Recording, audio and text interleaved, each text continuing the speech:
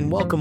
This is Peter Winnick. I'm the founder and CEO at Thought Leadership Leverage, and you're joining us on the podcast, which is Leveraging Thought Leadership. Today, my guest is Vuković, and Vuk is the CIO and co-founder of Oraculum Capital, which is a hedge fund that uses wisdoms of the crowd and a proprietary network analysis of social media bubbles to predict weekly equity market moves.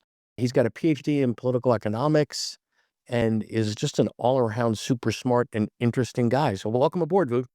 Thanks, Peter. Thanks for having me.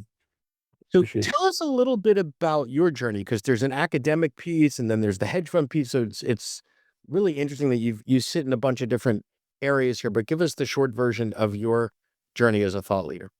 So the academic piece kind of translated into the hedge fund piece, right? So that was kind of the path, right?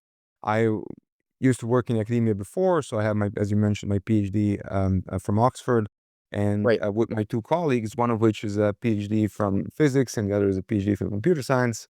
We wanted to write a paper that does this new methodology of making predictions, what you mentioned, right? So using wisdom of crowds and network analysis to try to make better inferences than regular polls and other prediction methods.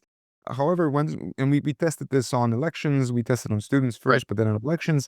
And once it was really, really good with predicting Brexit and Trump back in 2016, we decided not to write the paper, but to go with the company instead. And so we founded the company.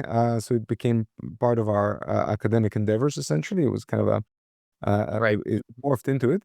And that was a company that did mostly market research and elections and stuff from 2016. And then after 2020, after we made the Biden prediction, so another one that was an election that was called really, really accurately, this time for a lot of paying clients.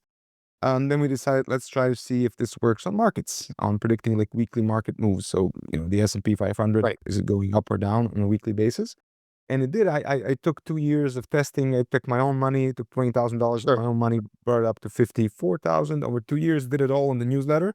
So it was public. People were, Right. saying, all right, this is, I was posting screenshots of like, So you were not, so you were transparently testing the methodology absolutely. Yeah. and showing And people what gaining a you were. crowd, so on one hand, gaining a crowd of people that were participating in in our methodology and in the surveys that we're using. And on the other hand, also potential investors. Actually, like half of our initial investors, half of the money, at least when we started the fund, came from people who saw us in the newsletter. And that's how it Right, but started.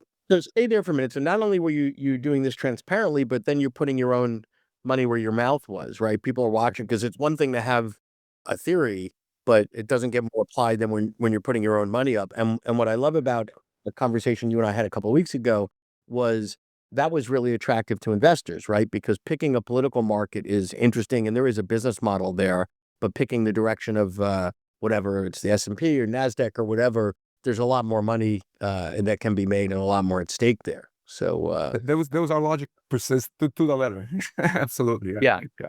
exactly. So you also mentioned, and I wanted to go back a half a step, wisdom of crowds. And I remember when I think it was James Surowiecki came out with that book, had to be almost 20 years ago. I have it somewhere here. Yeah. Yeah, me too. I've got it sitting on my Awesome. But the concept, and maybe you could describe it better than I could, of wisdom of crowd, is that the crowd is always smarter than any individual in the crowd, right? Is that kind of, maybe give us the definition of wisdom of crowds? Yes. However, under certain conditions, right? So that is Okay. true. So that's kind of in a nutshell. Actually, even like 100 years before Surowiecki came out with that, was a guy, Francis Galton from Mhm. England, right? A professor. He was a chemist, I think, a professor. And he was at this county fair where he was trying to, where people were competing, trying to guess the weight of an ox, right? And if you guess the accurate weight of an ox, you get to take it home, Yes. which was a big deal back then, right? And so he was writing down everyone's individual predictions, and he noticed that no single person was accurate individually, but as a group, when you average it out, they were incredibly close, right? So like Mhm. it was like 1 pound was the difference in weight.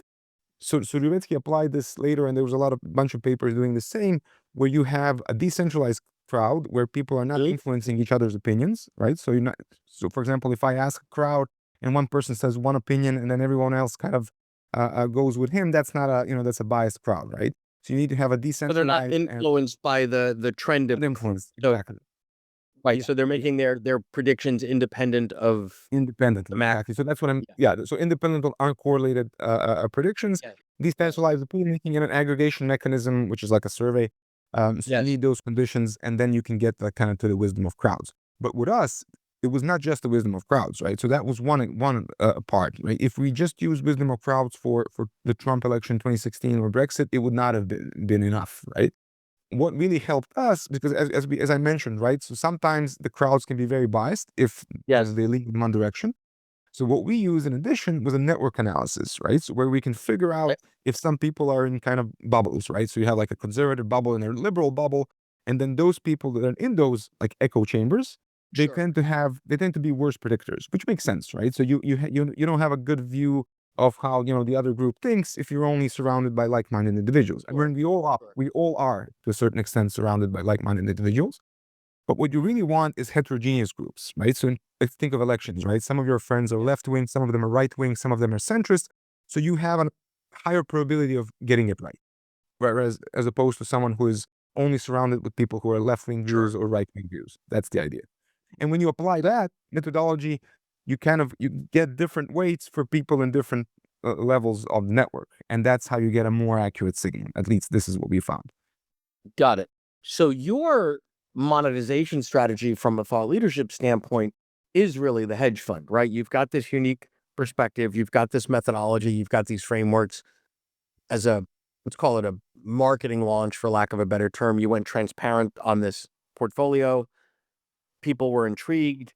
And then you said, okay, you know what? I need more money, right? I want to do this as a hedge fund. And the people that were following you became fans of the thought leadership. So it's an interesting parallel with a different twist to what many people do, right? You might have an aspiring manager that follows someone who's got great management content, and they apply their ideas and they say, wow, they really work. Maybe I'll bring them in, or I'll license their content, etc. So what other things or ways are you thinking about using, productizing, getting your thought leadership out there to achieve your business objectives? So, I mean, as you mentioned, that was the main one. But it was not the first one that came to mind, right? Initially, once we did this, we went through elections, right? And market research. So that was kind of the obvious point, because our claim was, we can do it better than the polls, right? Because we did, back in 2016 and in 2020. And we did French elections. We did a bunch of stuff as well, which was always more accurate than the polls. But there wasn't a lot of, I mean, disrupting that industry is very difficult because it's typically linked to either, party or whatever, or certain news media, and it's very hard to get into that. So that's why we did a lot of market research projects on the side as well. Sure. But, with this methodology, it's great with market research when you have like very polar opposite opinions, but it's not good for like, picking an optimal toothpaste or something. The methodology doesn't add value. It's just like a regular survey. But it really adds value when you have like differing opinions. And that's when I said, we should do this in markets. But it took us a while to get there because we needed to get more clients and more money in order to fund this on our own. And that's why it took a while, even though the idea was always there. But yeah, it took a while. If you're enjoying this episode of Leveraging Thought Leadership, please make sure to subscribe. If you'd like to help spread the word about our podcast, please leave a 5-star review at ratethis.com/LTL and share it with your friends. We're available on Apple Podcasts and on all major listening apps, as well as at thoughtleadershipleverage.com/podcast. So if you think about, let's just apply this to the S&P 500 index to make it simple, right? So the S&P 500 index, you've got your methodology, and the methodology is going to tell you it's going to go up this week or down this week or whatever the case may be. And then you're going to make some bets, right? You're going to make some trades or whatever based on that.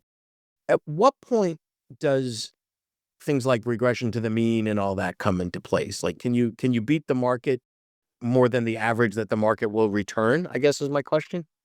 Yes, so we have thus far over 4 years of data where we're doing this, right? And we've noticed that the methodology itself is, let's say, accurate enough. It predicts the market correctly in over 60% of the time. So it's never been less than 60%. It's never been over 70. So somewhere between 60 and 70%. So if you can be right 60 to 70% of the time, Exactly. Okay. So you're Doesn't necessarily mean that we make money because we're buying 60% of the time. We buy maybe a little bit less, but it's all about like staying consistent, right? And that's the point of where the trading skill comes in, right?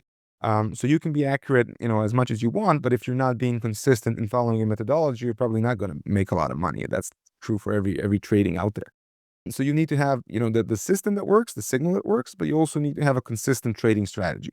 What we came up with was just do a very simple option strategy where we risk only 2% of the portfolio every week. So that's it. So we take the 2% of the portfolio to buy options premiums, meaning buying either calls, markets yes. go up, or puts, markets go down. And if we're right, we make money, right? If we're wrong, we lose only the 2%, not more than that. That's the whole idea. So, we're going to lose money 40% of the time, but in those Yeah. 60% of the time, we're going to make much, much more and grow. Got it. Got it. So people can understand that, because even though there might be some complexity in the algorithms that you're applying, the way that you just explained it is fairly simple, right? And you're also not making an outlandish claim of, we're going to beat the market 99 times out of 100, right? Because that's Not you just need to be a fair amount better than a coin toss, right? Yeah, exactly. And that's the point. I don't know if you heard that. There was a speech by Roger Federer. That's a great thought leadership piece, right? When he said, like, he was like at Duke University or something. He said, I won 80% of all my matches, but I only won 54% of all my points throughout my career. 54%. Right. That's like just a little bit over a coin toss. But that's the point.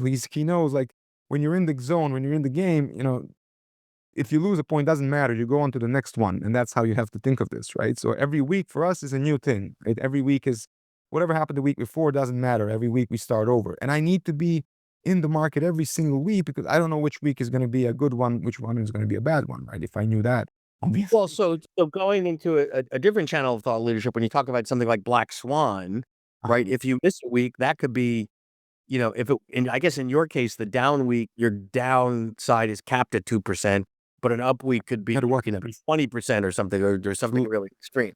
Or vice versa. So if we're short the market and there's a black swan event that sends everything down, then Yep. we can make, 10-15% a week. It Yeah. can happen. Yeah. Interesting. What other ways are you going to continue to get the thought leadership out there to attract investors and such? Any other, because you've gotten in a certain way, right, where they're following your trends, speaking, writing, like what other formats and modalities you're thinking to use to put the thought leadership in to amplify the message that it's got? So great question. I mean, various things. I'm typically, the way that we developed this was through my own outreach on LinkedIn and Twitter, right? So Yes. I do a lot of things that are trying to explain concepts in economics or in politics, political econ, which is kind of my background. One thing that I'm using to that extent is my book that recently came out, was published by Oxford University Press. Now, this has nothing to do with the fund. It was my PhD thesis from Oxford, where the thesis was, I was looking at the collusion between politics and the corporate world and how it affects top income inequality, right? And I wrote a whole book around it, some history, some kind of, a unified theory. And it came out, and yeah, it's called Elite Networks: The Political Economy of Inequality. It's available on Amazon, Barnes and Noble, etc. And this has kind of been something that I'm pushing forward into, presenting myself out there as an author, as someone who knows stuff Right. about economics and politics, etc. And happens to have a fund lying around. Based on, so the network theory is underlying the underlying mechanism behind both, right? So I'm using network theory to Yes. explain the collusion between elites on the top level of society, and I'm also using networks to try to understand social media bubbles. So I want to go back to sort of the beginning of that story where you said you've got the book out and it's based on your PhD thesis. Now, I would argue that you didn't just take your thesis, hand it over to a publisher and say, publish that as a book. How do you change not the methodology, but let's say the language, because most, with all due respect, most PhD theses are unreadable to the average human. Extremely boring. I agree. Yeah. Yeah. How do you move that? It's almost a translation issue. How do you move it to a book so it is a readable, it's a piece I want to spend 6 or 8 hours with? Right. Exactly. I mean, so it's not easy. Obviously, you have to kind of People like to say dumb down. I don't like to use that word. I like promoting it to a general audience, right? So talking about things, that's why I introduced a lot of history, a lot of storytelling, right? Yeah. Because on one hand, because I know my findings, I know my research. It's not, I don't have to talk about the methodology, the research, but I can talk about stories that explain what the research is about, right? So I can talk about things like, so how does this elite network mechanism work in different countries? How it worked in the US during the 19th century during Tammany Hall in New York, for example, right? How it worked in countries like, Tunisia or Indonesia or whatever, right? Russia, Venezuela. So it's the connection of the storytelling. So if I were to sort of simplify what you said, in a thesis, the data is king, right? The Yes. data has to stand up, and the storytelling probably It's secondary. secondary, if not tertiary, right? Doesn't even Yes, matter. absolutely. When you're going to put a book in general format, the storytelling has to rise to the top, and it has to use the data and connect the dots there, because most people need humans need stories to bring something to life. Numbers don't typically do it. So Exactly. cool. That's absolutely the idea. And then if you throw in a little bit of history, a little bit of famous examples. So I talk about, Sam Bankman-Fried and Elizabeth Holmes, those kind of things, right? Yeah, yeah, yes. The collusion element, and that makes it interesting, right? That makes the whole theory applicable, right? And I'm finally again, so someone would say, but this is not, these are just anecdotes. Of course, they're anecdotes, right? But I'm there's a theory behind it, and I'm Yes. using the anecdotes to make the story more appealing, to make it more attractive, so that people can understand what I'm talking about. Love it. Well, this has been great, Vuk. I appreciate your time, and best of luck. Thank you. Absolutely, enjoy. To learn more about Thought Leadership Leverage, please visit our website at thoughtleadershipleverage.com. To reach me directly, feel free to email me at peter@thoughtleadershipleverage.com. And please subscribe to Leveraging Thought Leadership on iTunes or your favorite podcast app to get your weekly episode automatically.